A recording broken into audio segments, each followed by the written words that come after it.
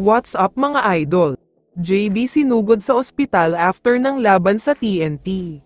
Pero bago mo sana ipagpatuloy ang panonood mo, ay huwag mong kalimutan na mag-subscribe bilang suporta sa aking YouTube channel. Maraming salamat idol. Pag-usapan lang natin ng sobrang bilis ang first game ng Friday doubleheader. Hindi pa rin sila nakakakuha ng panalo ngayong conference. Matapos silang tinalo ng Hong Kong Eastern, tinambakan talaga sila dito. Dikit ang score mula first quarter hanggang third quarter. Lumamang pa nga sila dito at kontrolado talaga nila ang laban. Pero biglang nag-collapse sila sa fourth quarter. At dito na nga sila tuluyang natambakan ng Eastern. Samantala, lumipat na tayo ngayon sa laban na pinakahinihintay ng lahat. Rematch sa pagitan ng last Governors Cup Finals.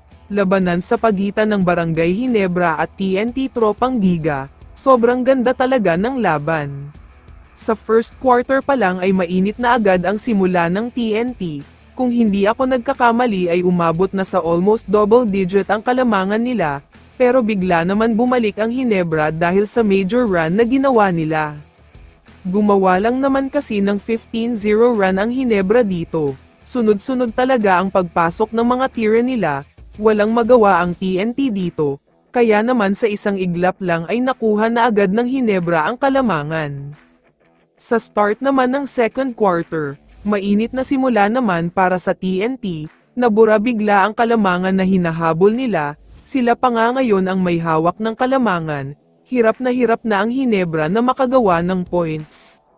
Sa third quarter naman ay kontrolado pa din ng TNT ang laban na ito. Walang magawa ang Ginebra lalong-lalo na si JB, gumawa nga siya ng isang tres pero hindi naman counted dahil sa shot clock, kaya naghahabol na naman sila. Sa pagtatapos naman ng quarter na ito, nagsimula na ang mini run ng Ginebra, pero biglang flagrant foul penalty 1 naman si Troy Rosario, kaya hindi nila maipagpatuloy ang run dahil sa pagkasira ng momentum nila.